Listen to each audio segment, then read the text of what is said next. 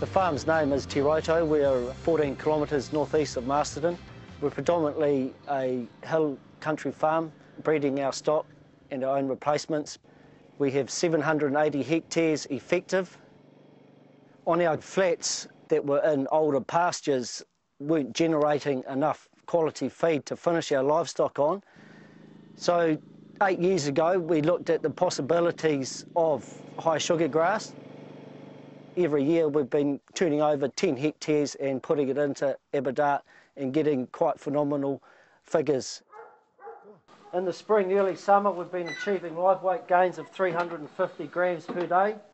It's allowed us to finish 70% of our stock, where in the past we would have only finished 20–30% of it max. Do you get them finished sooner? We do get them finished sooner in a shorter period of time, and that allows us to finish a lot more stock than what we'd normally achieve.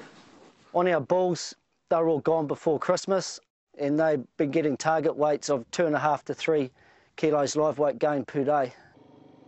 My stock agent is always very surprised when we get our killing sheet back from our lambs and our bulls at how high the yielding percentage actually is. The intake's a lot higher, which then gives them a higher growth rate. It's given us a rise of 10% on our effective farm surplus, Aberdart. It's just sort of raised the bar for us to the next level. So that's all Aberdart, is it? Yes, Pete, this is a 6-year-old Aberdart, but as you can see, it's got great colour. The sheep are well spread out, evenly grazed over it, and we're still getting great production off it. I'd like to think that we'll definitely get another 2 to 3 years out of it. It's a very deep-rooted ryegrass.